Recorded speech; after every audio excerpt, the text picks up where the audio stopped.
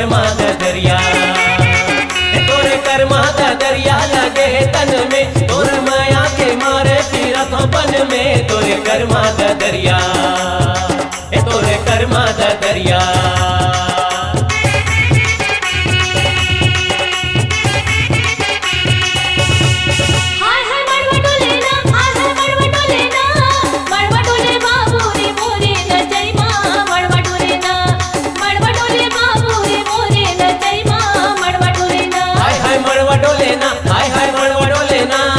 मड़वा डोले नोनी वो मोरे गवई माँ, मड़वा डोले ना, मड़वा डोले नोनी वो मोरे गवई माँ, मड़वा डोले ना, मड़वा डोले बाबू रे मोरे न जय माँ, मड़वा डोले ना, अरे मड़वा डोले नोनी वो मोरे गवई माँ, मड़वा डोले ना, मड़वा डोले बाबू रे मोरे न जय माँ, मड़वा डोले ना, मड़वा डोले नोनी वो मोरे गवई माँ, मड़वा डोले ना, मड़वा डोले बाबू रे मोरे न जय माँ, मड़वा डोले ना।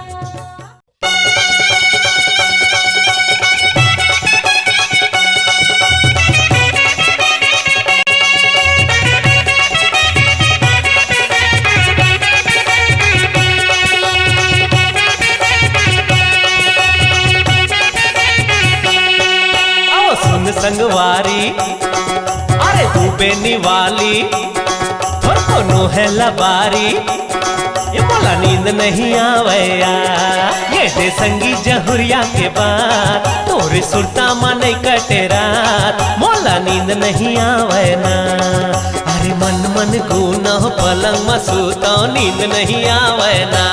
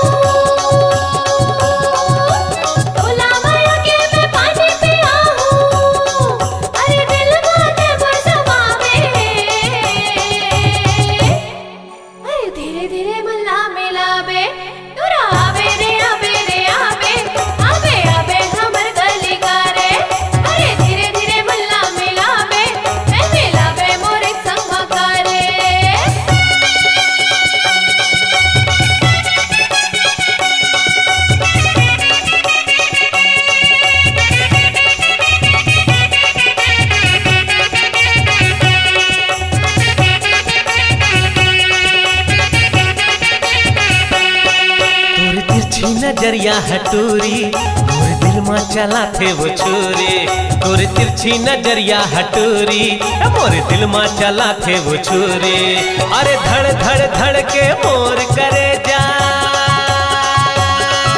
अरे धड़ धड़ धड़ के मोर करे जा, हो गे कुरी कुरी, तोरे तिरछी नजरिया हटूरी मोरे दिल में चला थे वो छुरी, तोरे तिरछी नजरिया हटूरी मोरे दिल में चला थे वो छुरी।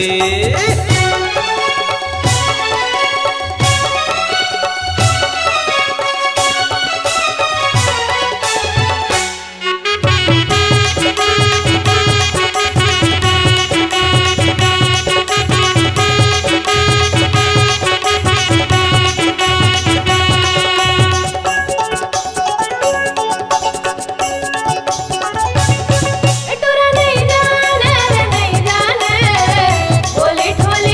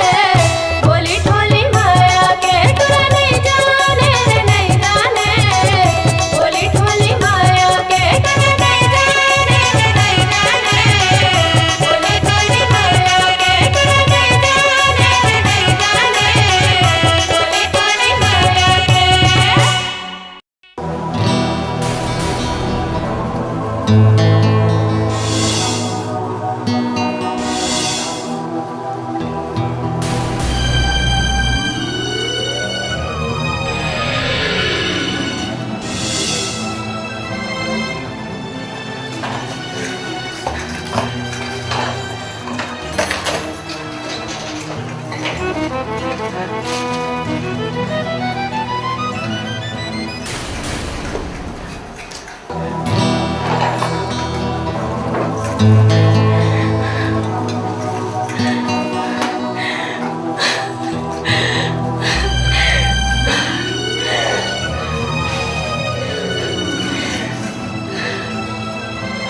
हो गई भानुमती? ते कैसे रोवत हस भाई? हैं? अरे तबीयत तो ठीक है ना? चल चल उठ उठ उठ उठ। अरे अते का कल काम करना है और तेरे कैसे चल तो उठ तो चल चल। का बात? अरे का हो गई कहीं बतावे कि इसने? देखना पैसा लखनऊ चुरा ली। पैसा लखनऊ चुरा ली? अरे फिर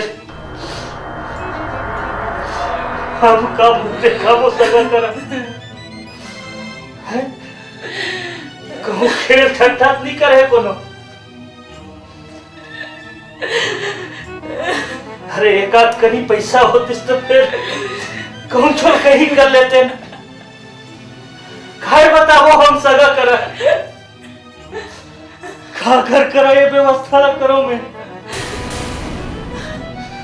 देख कहूँ जगह तुम्हारे नहीं है ना?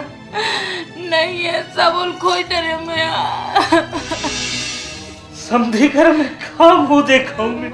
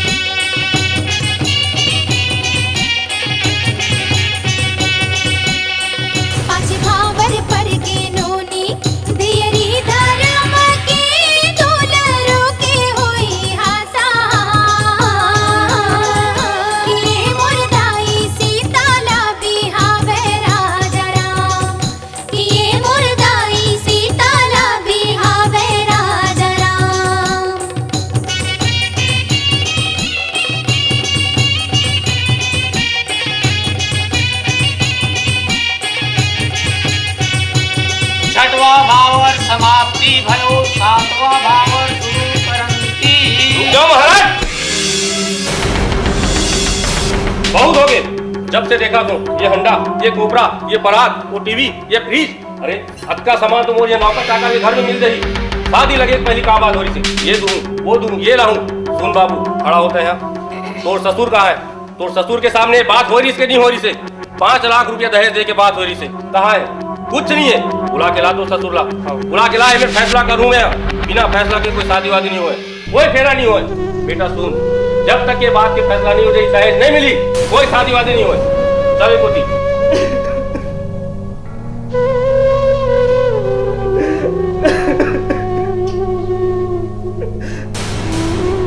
क्या बात है समझी साहब? कहाँ है वो बात हो रही से जो 5 लाख रुपया देंगे? कहाँ है दहेज? 1 फेरा 2 फेरा करते 6 फेरा हो गए, 7वां फेरा के बारी हो गए, आप तो मुंह लुका के बैठ गए हो। कहाँ है पैसा? बात हो रही से 5 लाख रुपया के। अब बताओ मैं, आज वो तकदीर बोला 2 दिन के मोहलत 2 दिन दो समझी साहब। कोई मोहलत नहीं मिल सके। 7 फेरा के बाद मैं कहा चीज में उम्मीद रखूं, कहा चीज के बारे में विश्वास करूं? ठीक है तक देर में बस करो, चलो बेटा।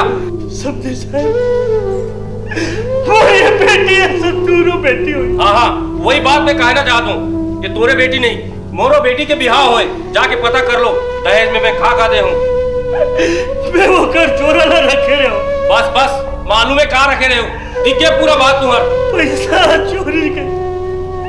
पैसा चोरी हो गया समझी साहब। ये पागल तू चरण में समझी। हट, समझी के 1 लाख नहीं हो आप। बोला का बड़े सजा मत दे समझी साहब। बाबूजी! नहीं बाबूजी, नहीं।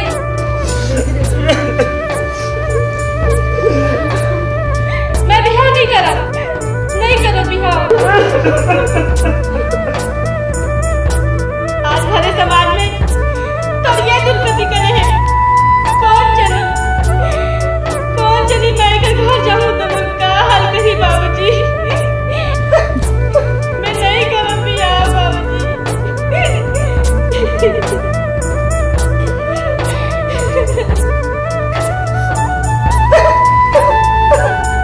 ये दहेज के लोभी के चलते कब को बेटी चल के सती हो गई बाबूजी। कुर्बान कर दी अपन जिंदगी के सुखला कुंवारी रह के। नहीं बाबूजी, नहीं, मैं बिहार नहीं करूं बाबूजी।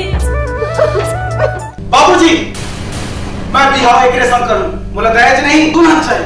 आप बते बड़े दहेज के लोभी हो। छी, शर्म आते बोला आपके बेटा की। अब मन रखना है तो रखो, नहीं तो मैं इंचे रह जाऊं, फिर बिहार एक रेशम करूं। अरे ये संपत्ति के खवैया कोनो नहीं रही तो ऐसा संपत्ति के का मतलब? ठीक है बेटा, जैसे तो इच्छा। महूल अब दहेज नहीं चाहिए, बहू चाहिए। महाराज चलो 7वां फेरा की तैयारी करो।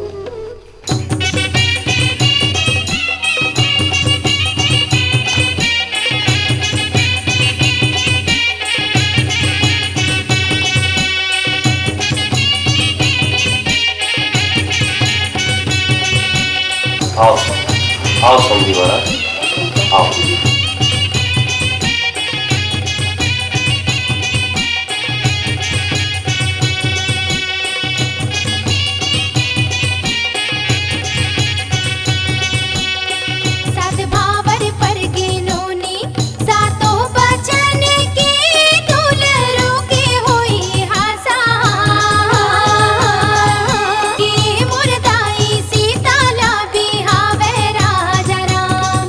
ये